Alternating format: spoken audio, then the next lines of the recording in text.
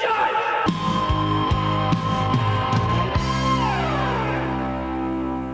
Hello and welcome to the Cinema Judge. For all of my regular listeners, welcome back.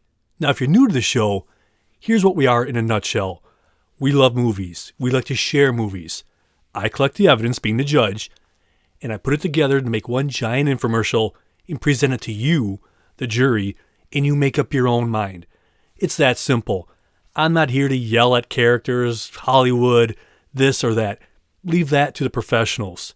I just want to make a movie oasis, a place where you can come and forget about all your problems, because it's nasty out there sometimes. So this is the place where you just talk about movies. You get all the information you possibly can, so you can make your own mind up and spend your hard-earned money wisely. Because we all want the same thing, an enjoyable movie experience. Because any movie is somebody's favorite movie. Approaching the bench today, we have Amsterdam, the new movie from David O. Russell. Now, this is a loaded cast. Christian Bale, Margot Robbie, John David Washington, Anya Taylor-Joy, and Chris Rock. That's just to name a few. This is just loaded with people and just stellar actors. And here's a story in a nutshell. In the 1930s, 3 friends witness a murder. They're framed for it and uncover one of the most outrageous plots in American history. So here's a trailer for Amsterdam. Harold, I don't know what you think you're doing. Excuse me. Hello. Got a dead white man in a box. Not even a casket. Doesn't even have a top on it. In a pine box of old wood. Who do you think's gonna get in trouble here? Do me a favor. Try to be optimistic. You don't get here without things starting a long time ago. So, 2 soldiers and a nurse found ourselves in Amsterdam.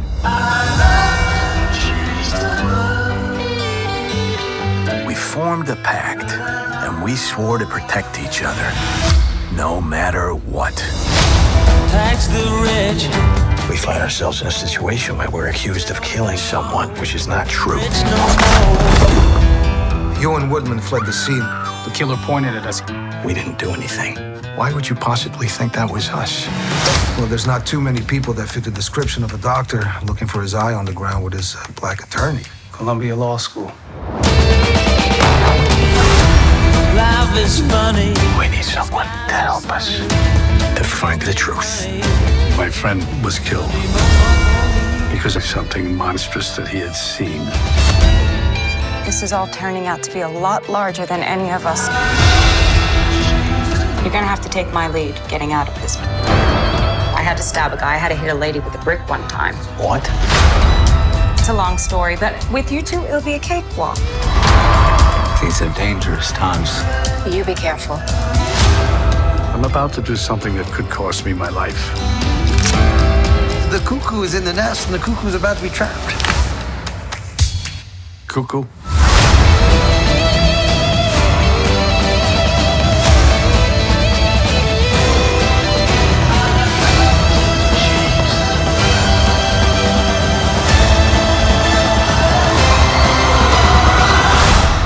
One of the finest innovations from Zurich. It removes all pain. Guys like me, we have to turn to booze, and morphine, and that can lead to addiction. Oh, that's fast. That is advanced.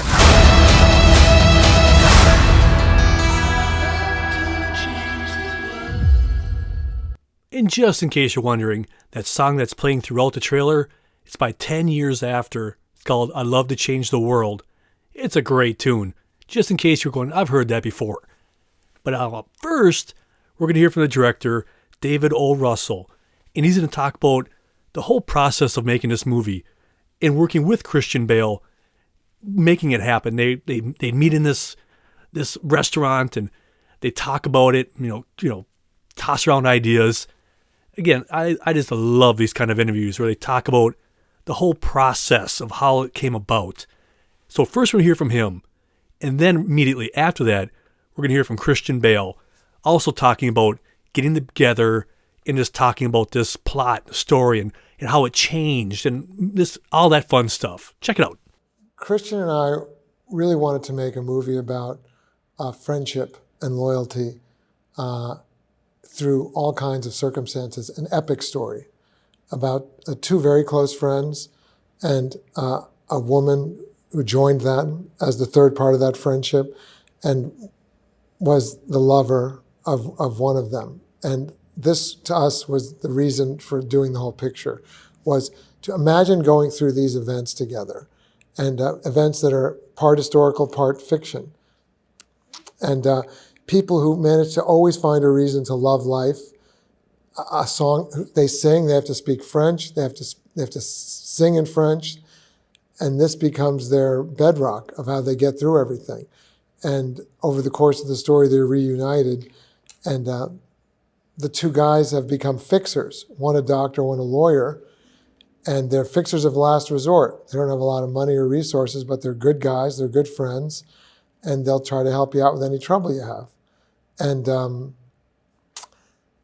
they then rediscover their friend Valerie. So that's Burt Berenson, Christian Bale, Harold Woodman, John David Washington, and Valerie Vose, Margot Robbie.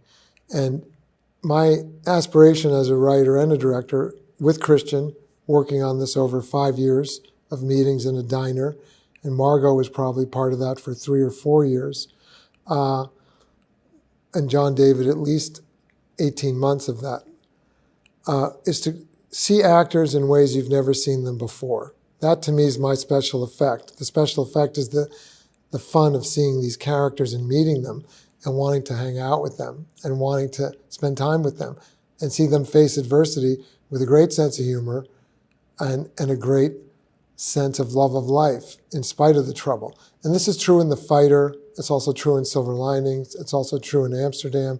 It's also true in Joy. I mean, I want to be fair, though. It's really David's story. Like, I helped him with it, but it's his story, you know. And, you know, we've done a couple of films together, The Fighter and American Hustle. And and then actually, back around, like, American Hustle time, he did come to me for a different idea he had with a character. And then that sort of just faded away. And then he gives me a buzz, and we met at a nice old greasy spoon diner called the Early World that we used to meet at, which sadly has closed down now. And it's where we always met whenever we would talk about maybe making a project together, starting with The Fighter. And he sat me down and he wanted to talk all about the Dulles brothers. And so we talked a bit about that, and then, you know, the way David works, it's not like a linear thing. He's got like all these ideas, sort of satellites going around. But I love the way he thinks, and I love working with him. You know, we knew we had a good working relationship, and we liked the results. What I say, that's just a cool interview. Just picture these two legends meeting at just this little restaurant and just talking for hours on end about different plot ideas. And, okay, we'll use this one. Nope, we don't need that one. That one comes, that one goes. And that mutual respect. And then they bring in somebody else, and then they start talking about it. It just, my mind just a tingle with just thinking about it. But now, if you're wondering, who is David O. Russell? What else has he done? Well, he's acclaimed by everybody who works for him. He's also done American Hustle back in 2013, Three Kings, Silver Linings Playbook, In The Fighter, In Joy, just to name a few. But just so you know, that's what level he's at. Everybody loves working with him. But now up next, we're going to hear from Margot Robbie. And she's going to talk a little bit more about the story. And then, right after that, we're going to play a featurette. And in that featurette, we're going to have a whole bunch of like little snippets of interviews. And in between them, there's scenes and clips and on-the-scenes footage that they're showing. Obviously, you can't see that on here. But in case you're hearing all these other noises and stuff in the background, that's what the featurette is. So if you want to watch the TV version of this, just go to Bloomington, Minnesota's webpage, and you can watch the TV version as a companion piece to this. Because this one has a lot more interviews than the TV version because I'm always restricted by time, but here I'm not. So that's a huge difference between this episode and the TV version. There's more interviews here, but if you want to watch the interviews and see what's going on in some of these interviews or clips, go there and check that out. So here is Margot Robbie and then the featurette about the cast. So Harold and Bert, Harold played by John David Washington, Bert played by Christian Bale, meet in war, and Valerie is a nurse. So they all meet in Belgium, and she treats them, and they all kind of run off to Amsterdam together, where they have this kind of golden bubble of time in Amsterdam, and it's just kind of that thing that they always carry with them, that they had this time in Amsterdam. And then they don't see each other for many years. Well, Valerie doesn't see them for many years, and kind of when they're all flung back together, they're caught up in this murder and conspiracy plot. This relationship is probably the most important thing in my life. Okay, roll camera, roll sound. Ready and action. In this film, the heart of it are these three friends are forged in this great arena of war, and the tragedy in that make a pact that they will always look out for each other no matter what. As a writer, I get to tell that story of the love of these people who dare to live in spite of all the obstacles. Do you like that bit if I go and say that thing or no? So Christian has a tremendous magic and commitment. He embraces a voice, he embraces a posture. I mean, he's a master at creating what he does. How we looking? Seeing the transformation of Christian Bale, obviously it's what he does. This is his calling card. He just disappears. In fact, I don't think I met him, Christian Bale, until we rapped. Okay, roll camera, roll sound. Now that the war is over, I just want to be a person. You know, I just want to walk around free. John David Washington, he was so fun to act with. Very funny, very smart. He was like my rock. So sweet, so humble. It was really special working with him. It was so fun. And when you get him to laugh, you get him to be warm and in love, it's like the sun comes out. I was first going through France a couple of years ago. I had to stab a guy. I had to hit a lady with a brick one time. What? Margot is many of the things that are in her character. Independent and brave. She knows life is for love. Getting to know Margot and seeing what she brought to the character. It's set every day. It felt like All-Star Weekend, I imagine. I'm in an All-Star game. I'm just sitting back and watching these masters go. These are all characters that had so much fun creating, played by the greatest actors in the world. All right, that's a cut on that.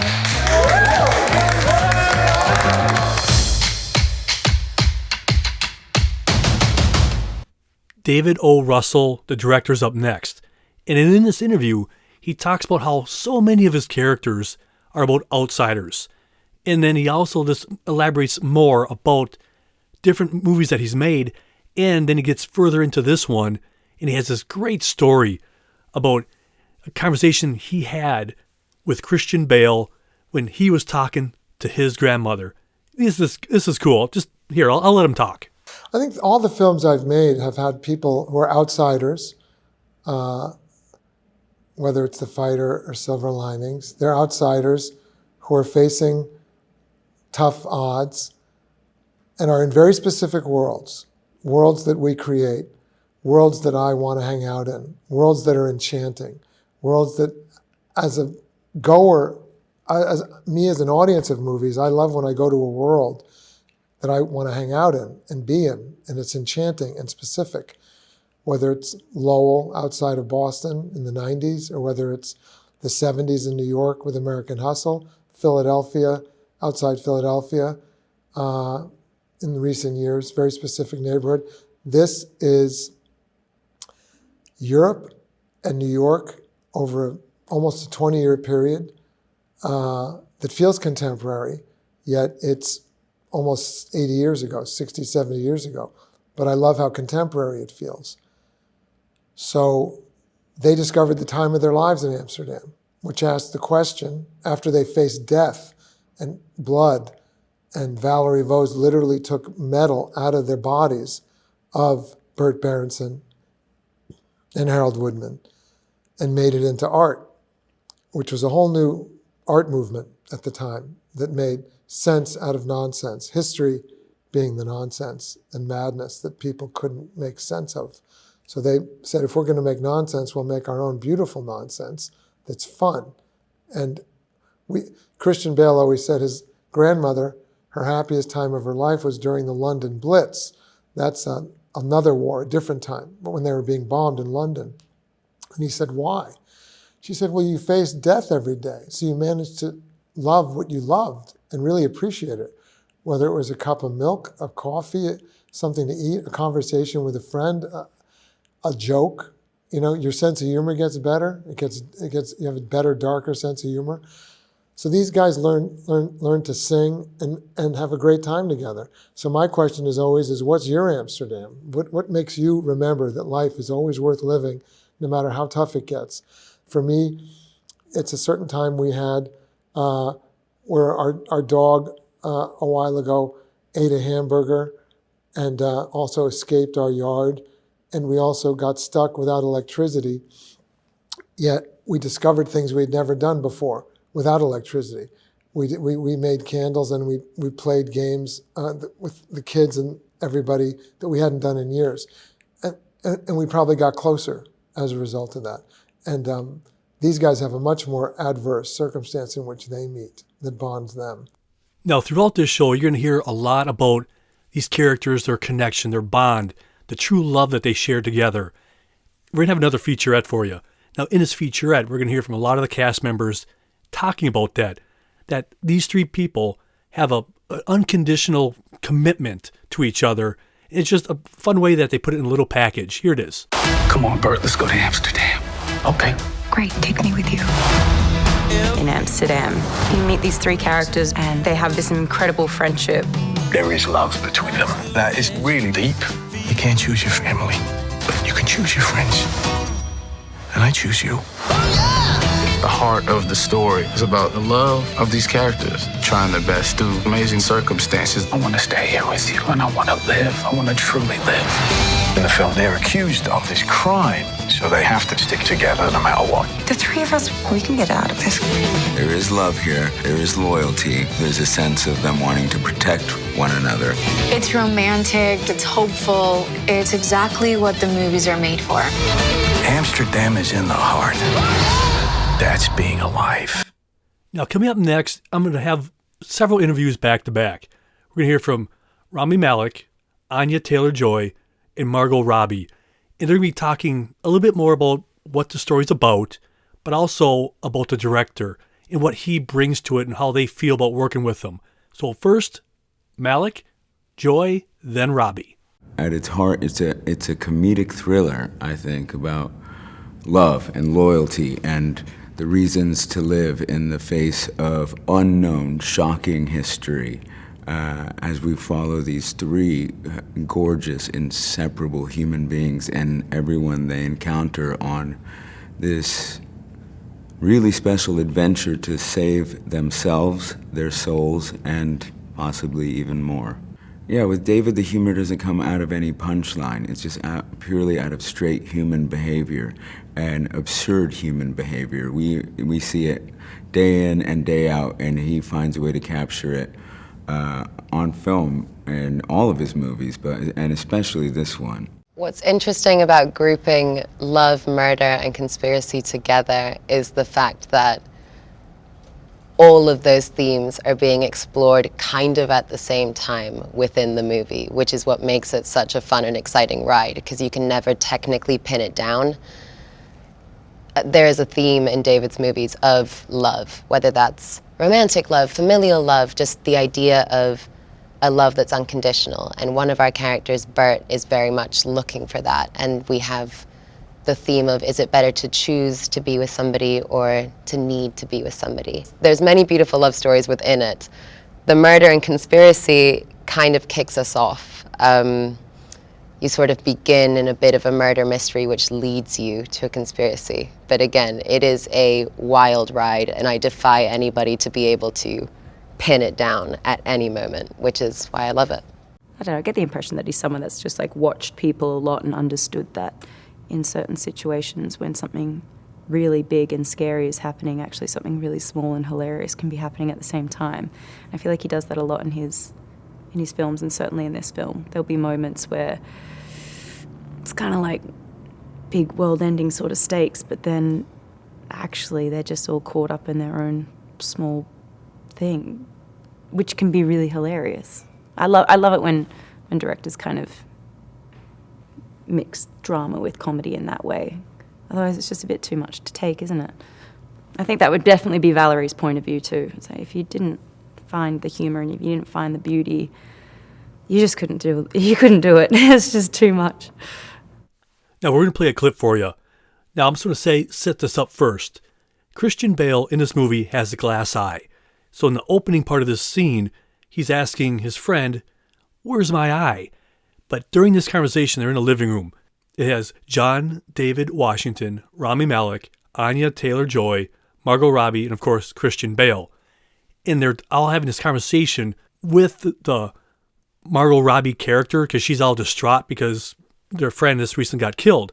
So there's this whole discussion going on, and it's just funny, but also something you can't see because it's obviously you can't see it, is that right in the middle of this conversation, they cut to Christian Bale and John David Washington, and as those other people are arguing, he's like lifting up his chin, pointing at his eye because, you know, it's all messed up. And anyway, it's just, that's what makes this director so wonderful, that within this drama-ish type thing, he can still have incredibly funny moments. So here's that clip.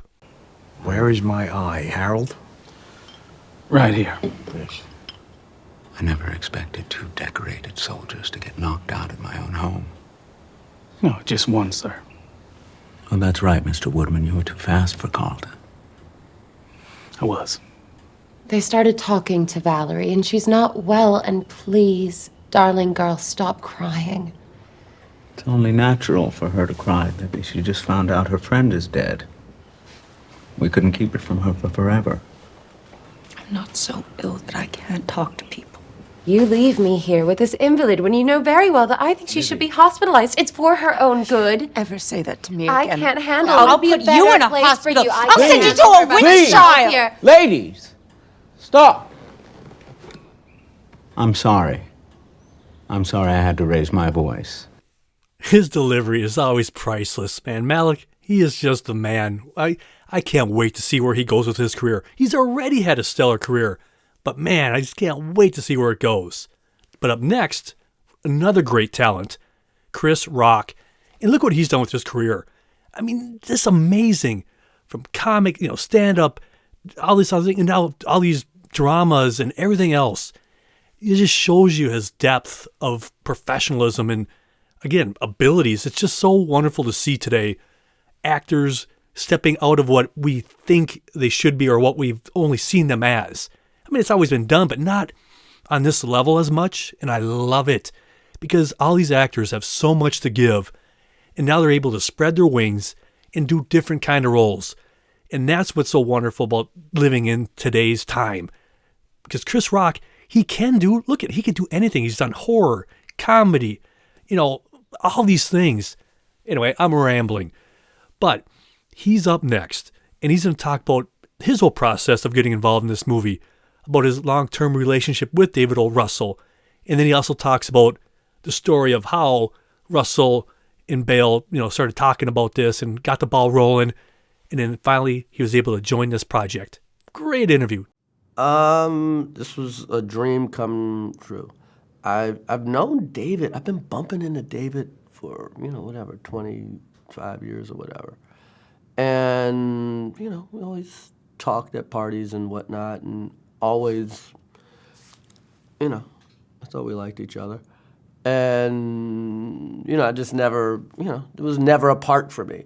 And I never took it personal. So you just, to finally get the call and to finally, and have fun with it. So we had fun. I had a good time with everybody. And, it's a dream. This guy is a grand master. You know what I mean? He's the real deal. It's an adventure. It's a David O. Russell adventure, man. And either you buy into it or not. And David O. Russell sent Christian Bale a script, and Christian Bale called him back. That's enough that's enough for you to go to a movie theater. Christian Bale, one of the greatest actors of our time called somebody back and said, let's talk about this. Okay, I guess we should all get in line. We have another clip for you. Now, in this clip, Chris Rock is in a store, and in walks Christian Bale. And they have this brief conversation. He's like, boy, man, you don't look right. Are you okay? And he gives him a little story. It's a short scene, but it's a fun scene. Milton, Harold was supposed to be at my office hours ago. You okay? You don't look good. Things have got more complicated, haven't they? My grandfather shot a guy in the face, and he got shot in the face. Separate occasions, not the same guy. And it all worked out. Now, we all know clearly how talented Christian Bale is. So in this next interview, we're going to hear from Chris Rock, and he too just starts talking about how brilliant he is, and that, hey, he made me care about Batman. It's just one cool line, but it's fun. I mean, the guy's like one of my favorite actors. It's like made me care about Batman. You know what I mean? He's like, you know what I mean? Like, the guy's great. He's a great actor. He's amazing. American Hustle, with the comb over and the whole thing. He put the weight on, the fight. Come on, man. Christian Bale, man. Like the real deal. He's the real deal. Like, comedians and actors, a lot of times comedians have no respect, and I'm sure it goes back. And it's like, what are you, reading somebody else's words? Good for you. But Christian Bale is the real deal. He becomes other humans. You know what I mean? Like, Christian Bale's like a real live, like he's a real Transformer. He's a real X-Men. It's like he becomes other people. Now, we have another clip for you.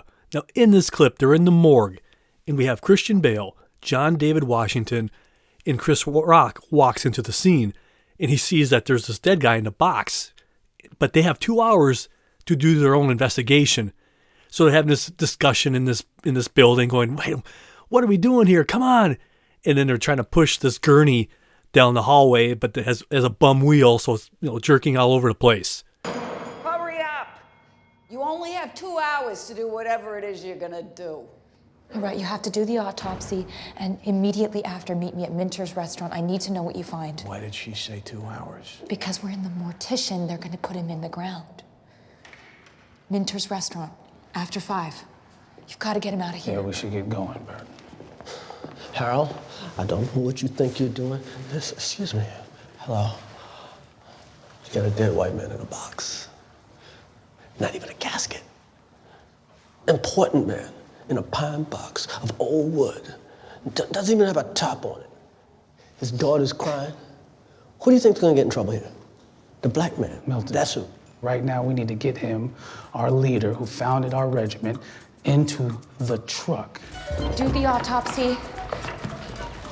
Meet me at Minter's restaurant immediately after. Got it. I need to know what you found. Okay. Minter's restaurant. At 5. Please be careful. It's got a bum wheel. That's not careful. This is why you'll never drive my The car. embalmer is coming for this. You better be here. 2 hours. Now, like I said, this cast is just stock full of incredible talent.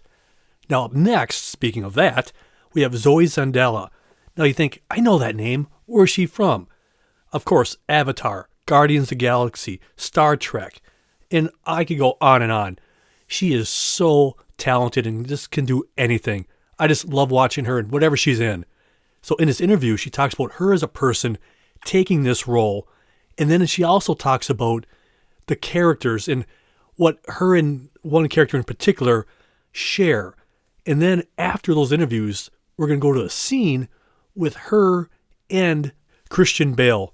And it's just a wonderful shot. It's kind of like almost a close-up with both of them in a shot, and they're just talking back and forth, and they're talking about the concept of love, of want and need, but it's just really well done. This is a woman that is resilient, that is positive about all kinds of outcomes of events that life sort of tosses at her. She knows what she wants to do. She's incredibly intelligent and finds ways around in order for her to feel like she's just living her best self. And by having these conversations, I gave myself that permission to tap into the women that me as a Caribbean woman know. You know, the Caribbean women are resilient, and Irma Sinclair is a Caribbean woman. What brings them together is the same thing that you know brings them apart, and it's they're looking for love, and they are very much in love with their significant others, and they are walking around with a broken heart and this hope that things will get better. With their respective partners. What Irma compels Bernie to do is to think whether or not it's worth changing so many things about yourself that are not worth changing for anyone, because there's nothing wrong with you. And because Bernie really feels very less than, but he gives so much. He's such a service person. He lives for the sake of others, and he puts everyone else first over his needs. I didn't ask how you were doing. My man left. This kind of thing happens every day. Oh, sorry. It's fine. True love is based on choice, not need. Do you need your wife, or do you choose your wife? Well, can it be both? No. The second one is the one that truly matters. At the end of the day, it is. Choice matters over need. I don't like to be alone.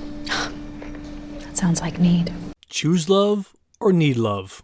The eternal question. They really sum that up really well in just a short little scene. I like that. Now in this next interview, it's Robert De Niro and Christian Bale. They're sitting side by side, and they ask Robert De Niro more about his character and who he was in real life, because his character is based on a real life guy. But what I really like about this interview is that moment when Christian Bale tells De Niro, you know, you should make a movie on your character. Just like kind of like us would probably do. Like you're talking to somebody and like, oh, dude, why don't you make this? That'd be a great movie. But hearing Christian Bale being a fan, like we are, of Robert De Niro, saying, hey, I'll watch that movie. Why don't you do it? And I guess it's just kind of nice to see that they're just like we are. They're fans. So that's what this next interviews are about. First the director, and then Robert De Niro and Christian Bale. Well, yeah, mine was based on a character named a person, a general named Army general named Smedley Butler. Or was it the Marines? I should know that, but he was after the First World War and between the First and Second World War, he was quite outspoken about what he felt about war and about wrote a book called War is a Racket, which was unusual for someone of his stature. But he was well loved by the common man, if you will, the soldier that was not any kind of rank, just the most common rank, corporal. They all respected him and loved him, and he stood up for them. And I guess the higher-ranking military, the elite, if you will, were kind of irked by him at times, it seems, because he said these things that were inappropriate for a person of his stature. But he was a hero, and they couldn't take that away from him. He was a genuine war hero, so that was that. So this was all intriguing to me, especially what's going on in our country. And so David presented all this to me, told me what to look him up and read about him and so on, look at video and speeches he made. So that was what it was. He's a hell of a character, Smelly Butler, isn't he? I mean, Yeah. I hope people do. I didn't know anything about him either, but oh my Lord, what a man. I mean, that you can make a film just about him. Yeah. You should. Yeah. You should go make a film just about Smedley Butler. That would be magnificent. See what I'm saying? It's kind of fun. Now, up next, we're going to play another clip for you. Now, in this clip, we're going to have Robert De Niro, Christian Bale, Margot Robbie, and John David Washington. And what those three are doing, they're meeting him in his office, and they're trying to tell him, hey, we met you before. They want to talk to him about something. But then he's like, well, okay, I think when I saw you, you sang a song. So then he asked them to sing that song. How can I know this is you really in the picture? Yes, sir. So, well, I'm the doctor. She's the nurse. He's the attorney. We all met in Belgium, which, if you recall, is where we met for the first time. As well as Washington last summer at the BEF March. Well, I'll tell you one thing that I can remember quite clearly. You did something that you sang a song, I believe. Which one, sir? Well, that's for you to remember. I've met thousands of people. You just met me twice, so you should remember the song. I'd like you to sing it now, then I'll know it's you. Sing a song. Did you ever see a dream? Walking. Well, I did. Yes. Did you ever hear a dream? Right, and then I did. No, that's not it. You gotta love De Niro. Now, this is De Niro talking about just how happy he is to be part of this movie. It was a good experience. It always is with David, and a very special one. And whatever happens with the film, it'll be remembered as a special movie, no matter what. And that to be part of that to me is really important. David is capable of doing that as a director, and that's why I always like to work with him. And you know who Mike Myers is, of course. Austin Powers and all that stuff. We all know. I mean, again, this cast is just from top to bottom to everywhere in between, just loaded with people we know. So in this next interview, Myers talks about just how happy he is to be part of this movie. And in the sounds you hear in the background, it's from the red carpet. So that's the sound you're going to be hearing. They just interviewed him from the red carpet. But then immediately after that, we're going to go into a clip. Now, in this clip, Mike Myers is sitting there they're at a fancy dinner place with the three, Christian Bale, Margot Robbie, and John David Washington. And they're trying to talk to him about something. And here he is all being, doing what he's doing. And eventually a waiter throws, or somebody throws water in his face.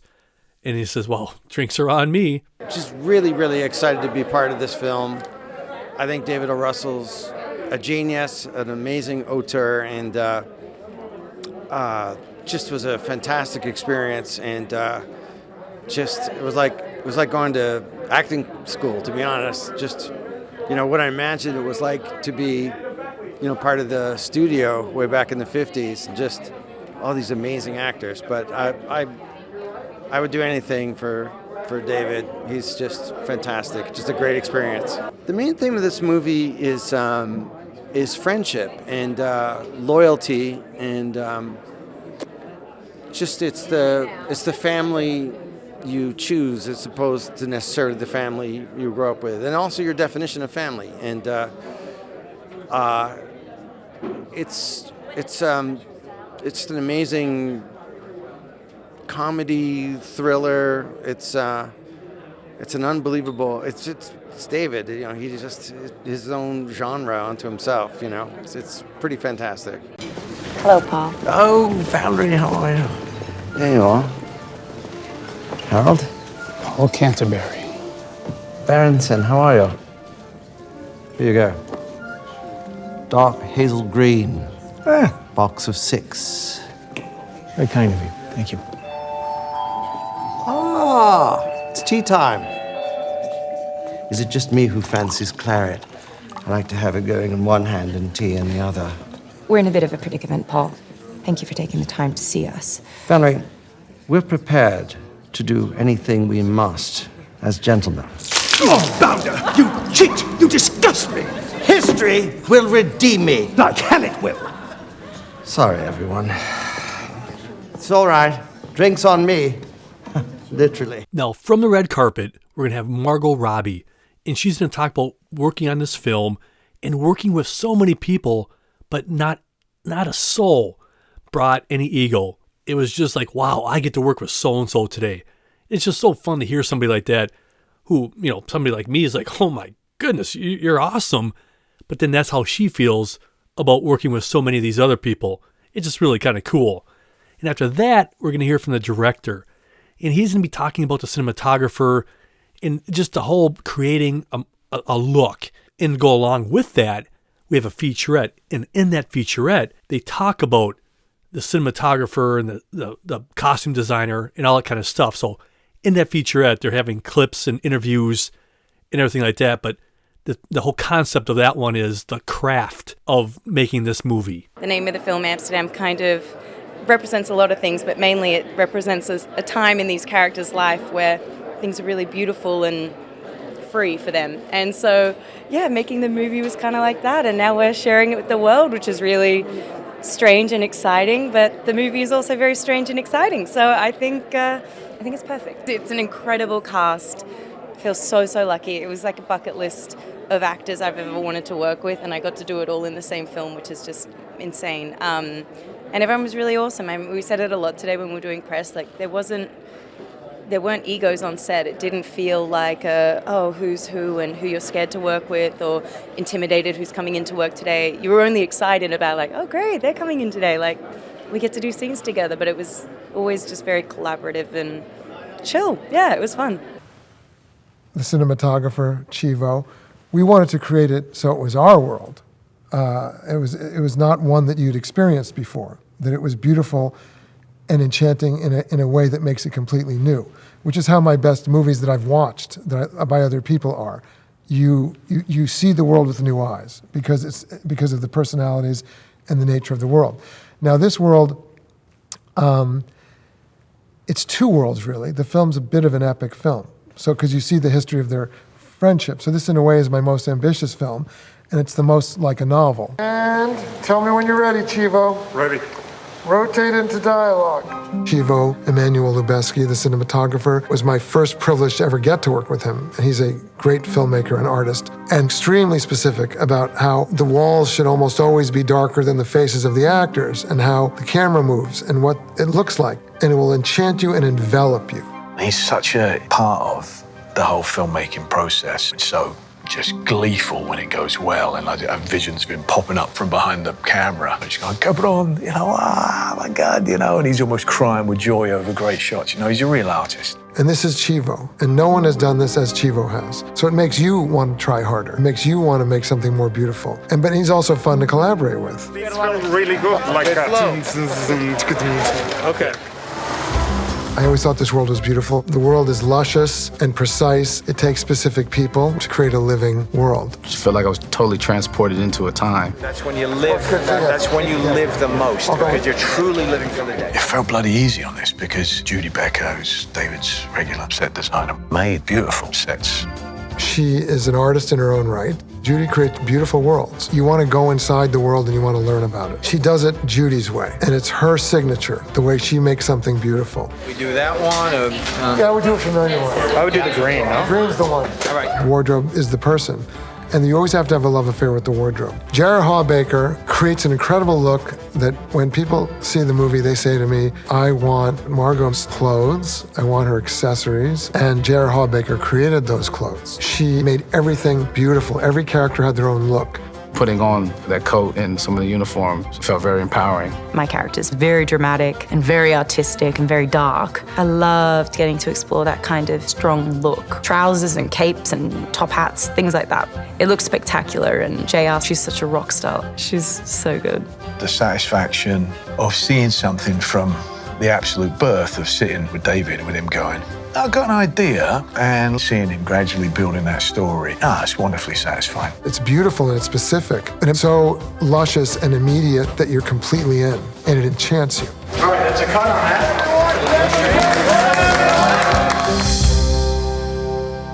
Now, this may or may not matter to you, but just a little side news, if you will. If you ever watch the TV version of this show, that's where the show ends. But I had so much interviews, so much other stuff I wanted to put in, but I couldn't because I'm restricted to 29 minutes.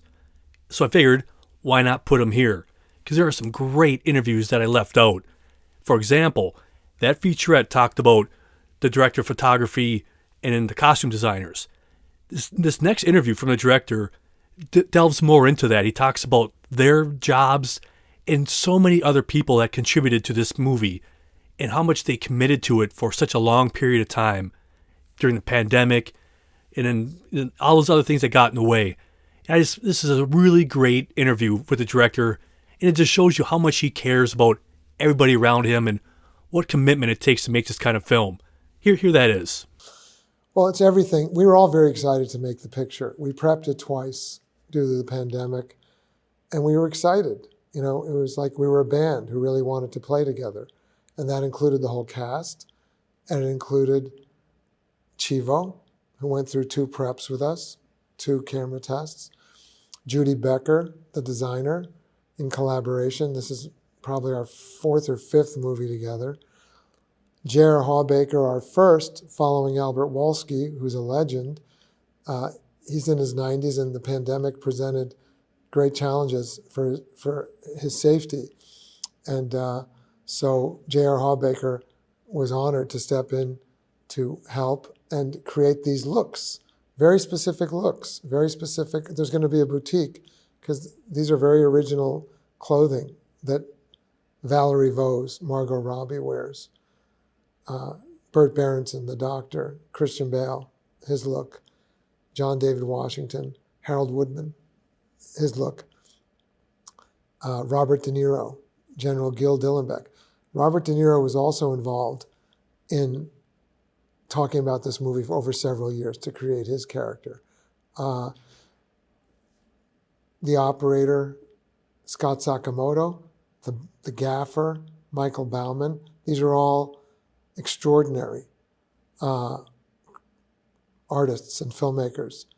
And Jay Cassidy is a filmmaker every bit as much as anybody else, and that includes the director. Jay's the editor, and the movie's made completely in post. Yes, it's made when you write it, and I wrote this script probably 20 times. It could be a novel over those 5 years with Christian. But by the time you finish making it, Jay Cassidy, we make the movie again in the edit room. And Jay is a very passionate filmmaker who's incredibly smart and loves the film as much as anybody involved in it does. And he's indispensable. I don't have enough words to say about him, about what he does in terms of making a movie better, challenging me. I like to be challenged. I think the best creative choices happen when you're challenged. Creative debate is a good, healthy debate. Christian was in the edit room a lot. So was Rami Malek. So was Margot Robbie. They were the ones who were probably in there the most. And Jay's always there. He lives with the movie. He takes it home. So I can't say how grateful I am for everybody who put the movie together.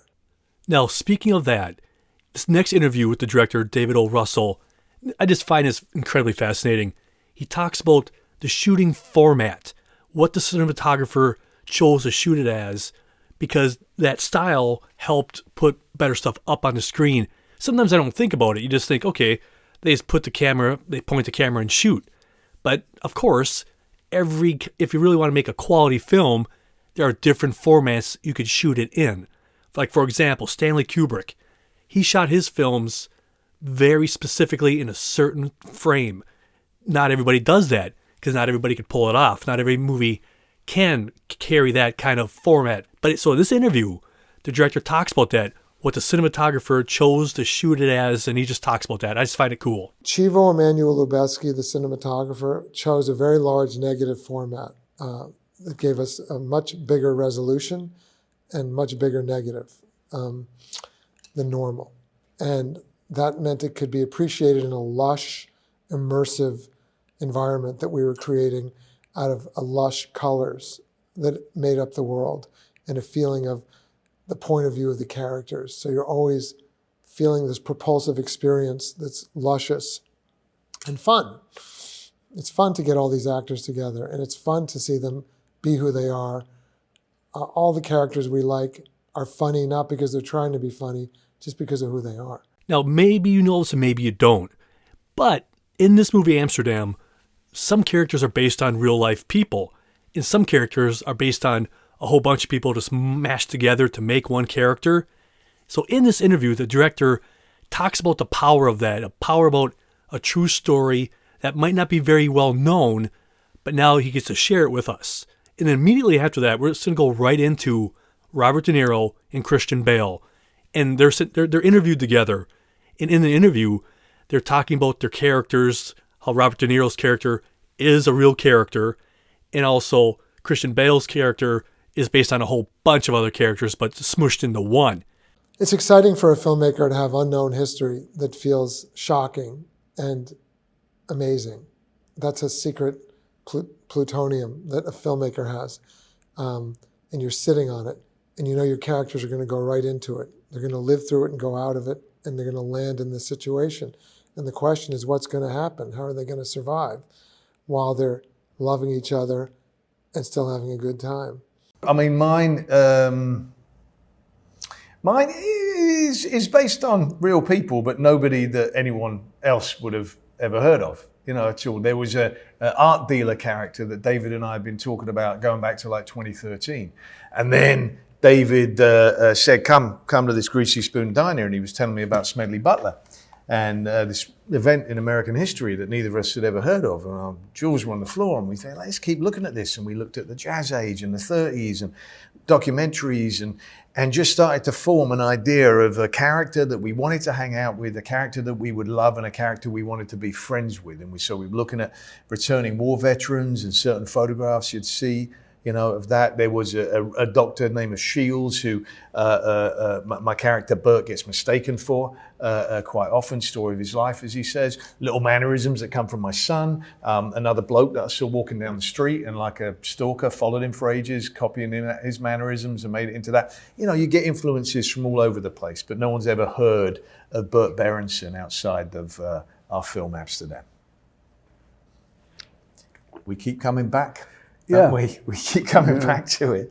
He's original. He's unique. You know, he's a truly great filmmaker in that respect. You know, he has a way of working unlike anyone else I've ever worked with, and the films they're really uniquely his. You know, like any great filmmaker, you really know this is a David O. Russell film. Perfect. You know, everybody was terrific. Perfect. I mean, there were.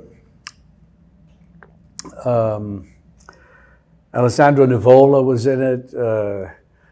He had a kind of a supporting. I didn't even recognize him at one point. He was very funny. He had all the actors. I can't even remember the names. They're all terrific. Everybody was special.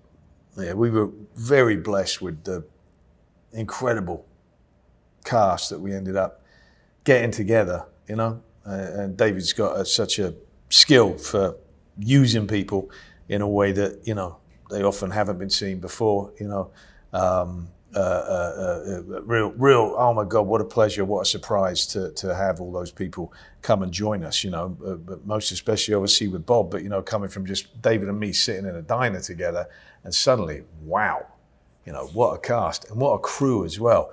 And Chibo, you know, the DP, just phenomenal. These are like the best of the best. I mean, David was so generous. He invited me into the edit room, so I got to be there with Jay, who's just an absolute master.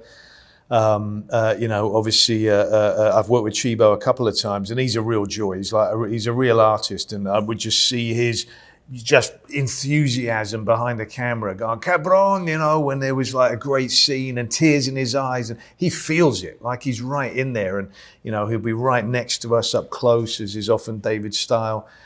With that, so his presence was really wonderful. We got Daniel Pemberton doing the music, and so many incredible, unique individuals that just make this a crazily unique film.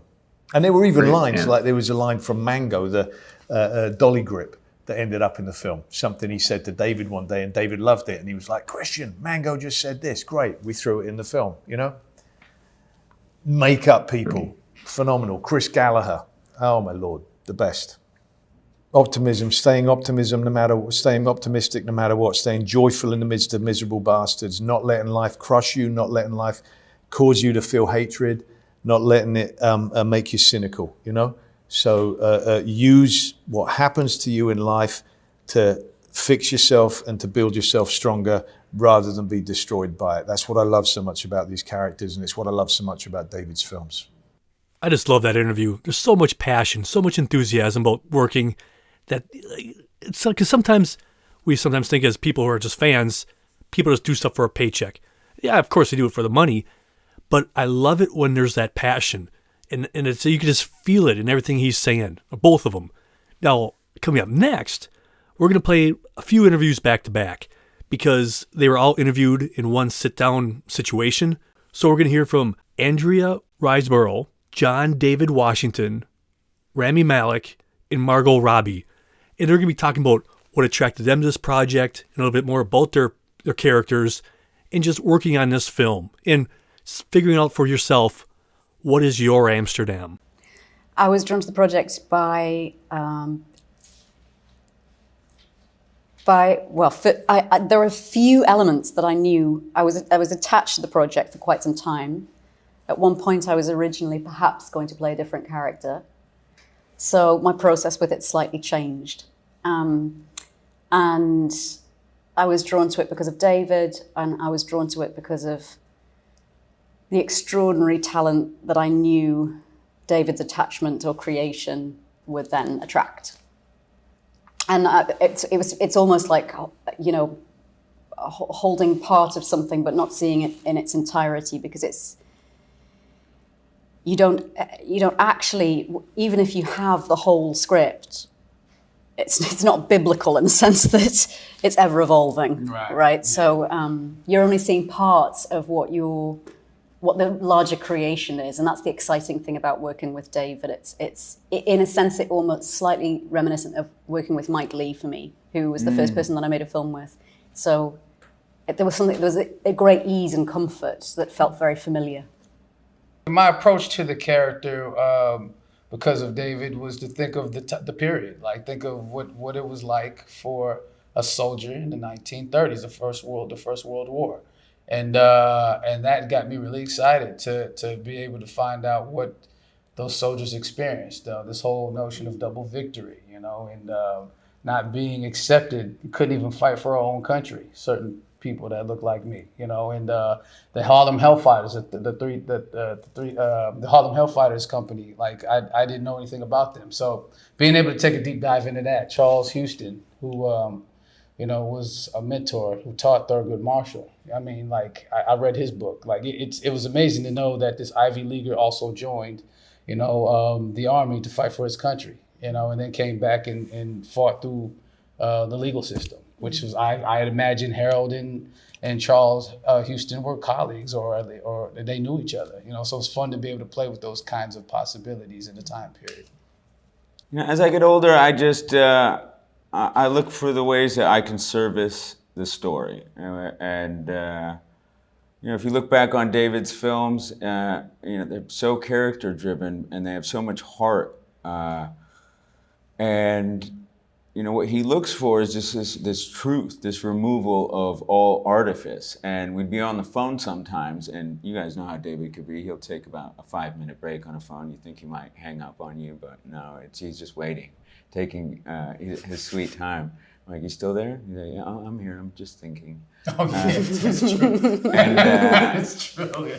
And then he'd come in and be like, is this your voice?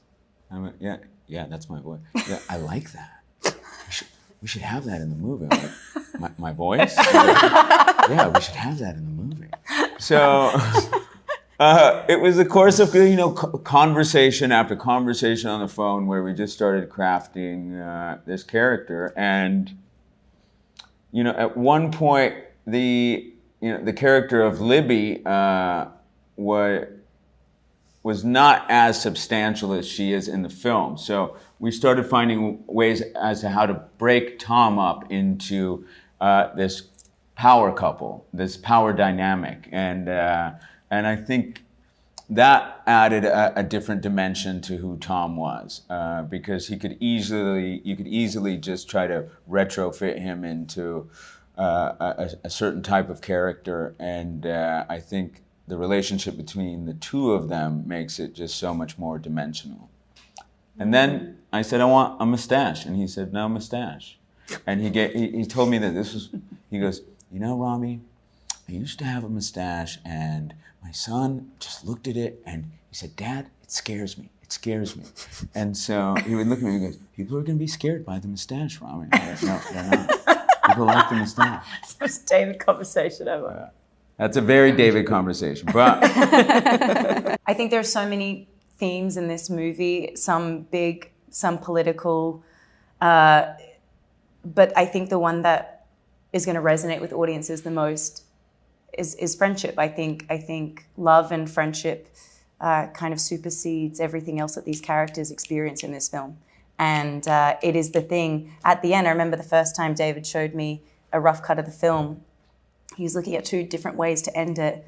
And I said, well, that ending leaves me thinking, but that ending leaves me feeling. And I think the magic of this movie is that it makes me feel so many things.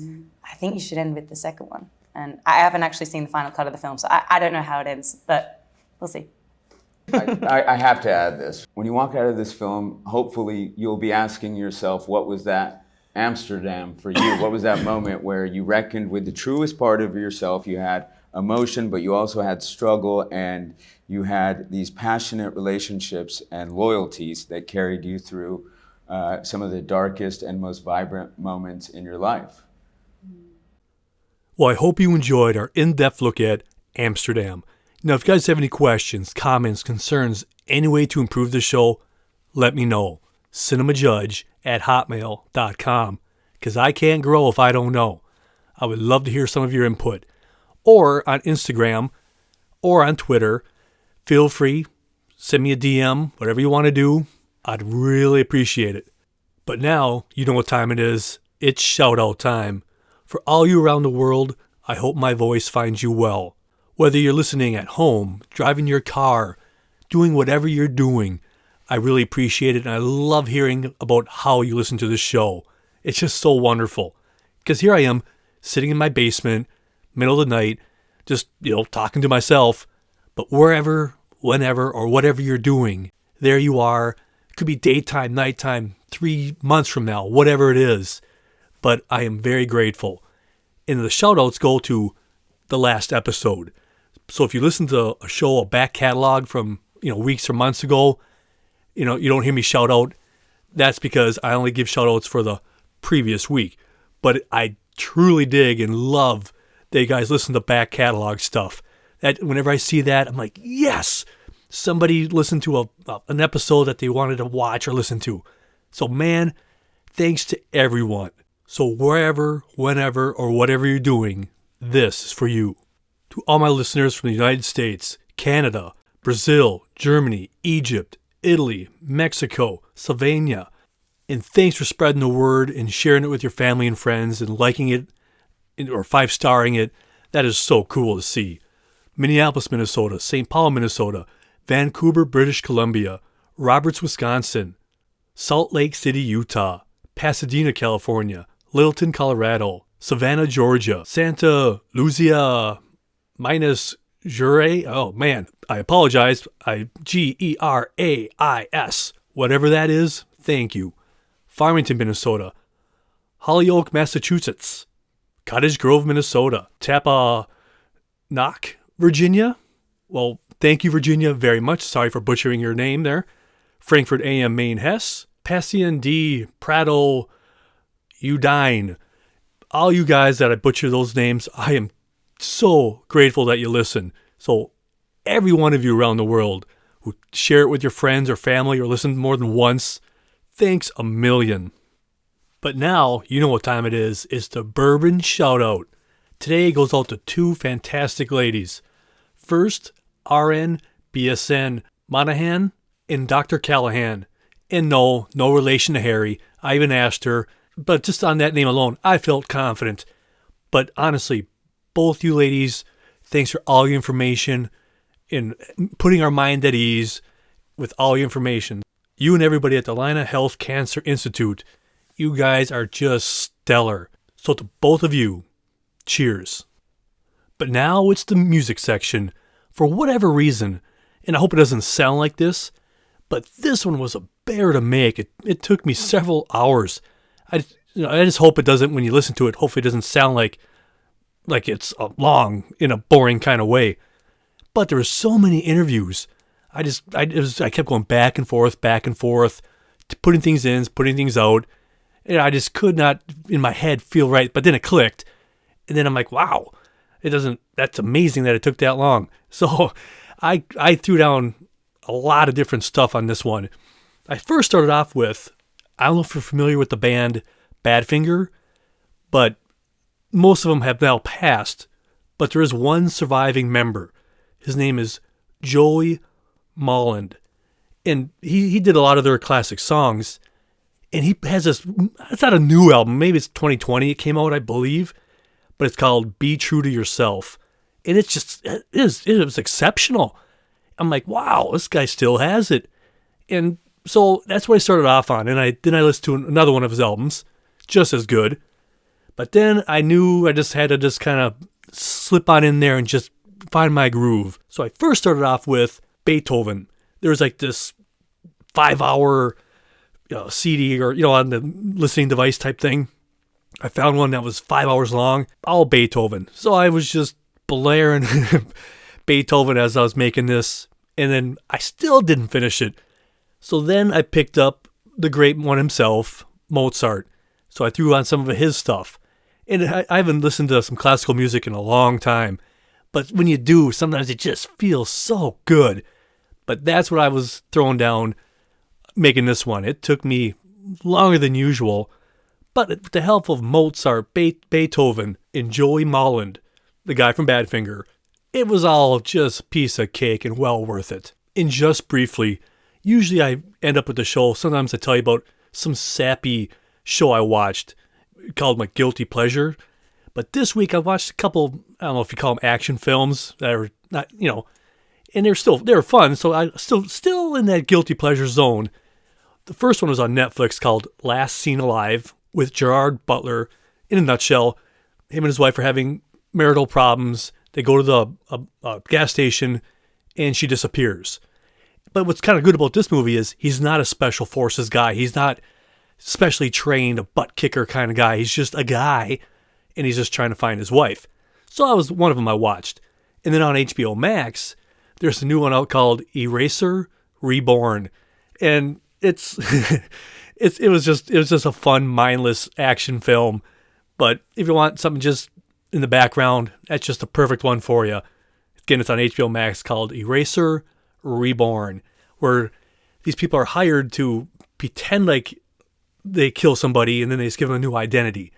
But then, of course, things turn sideways and things go awry. But yeah, it's a good action film. Well, that is it.